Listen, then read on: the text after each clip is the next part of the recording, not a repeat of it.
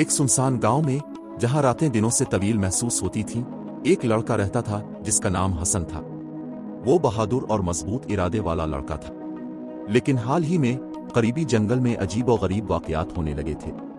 लोग कहते थे इस जंगल में एक साया है जो लोगों के ख्वाब खा जाता है। लेकिन हसन को कोई खौफ न था। उसने फैसला किया कि वो इस साये का सामना करेगा। एक रात उसने एक लालटेन, अपने वालिद का पुराना खंजर और एक छोटी सी कुरान पाक लेकर जंगल की तरफ सफर किया।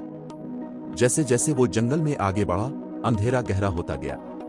हुआ सरगोशी करने लगी तो कमजोर है तो नाकाम हो जाएगा। हसन ने बुलंद आवाज में कहा, मेरी कमजोरी मेरा खौफ नहीं, मेरा हौसला है। अचानक एक सिया साया जाहिर हुआ, लंबा कद, खाली आंखें और बर्फ जैसा सर्द वजूद। साया, वापस चला जा वरना हमेशा के लिए खो जाएगा। हसन पुरज़्म अंदाज में, मैं वापस नहीं जाऊंगा। मैं अपने गांव के बच्चों को खौफ में नहीं जीने दूंगा। हसन ने लालटेन बुलंद की और कुरान की आयत पढ़ना शुरू की। साया चीखने लगा और मिट्टी में घुलने लगा। लालटेन की रोशनी और तेज हो गई, अंधेरे को चीरती हुई। जंगल साफ हो गया। साया जमीन में दफन हो चुका था। जब हसन गांव वापस आया, उसने सबसे कहा, अंधेरा कितना भी गहरा हो, एक छोटी सी रोशनी भी काफी है इसे खत्म करने के लिए।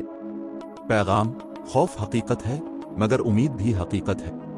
अगर दिल में ईमान हो और हौसला साथ हो तो सबसे बड़ा साया भी छोटा बन जाता है।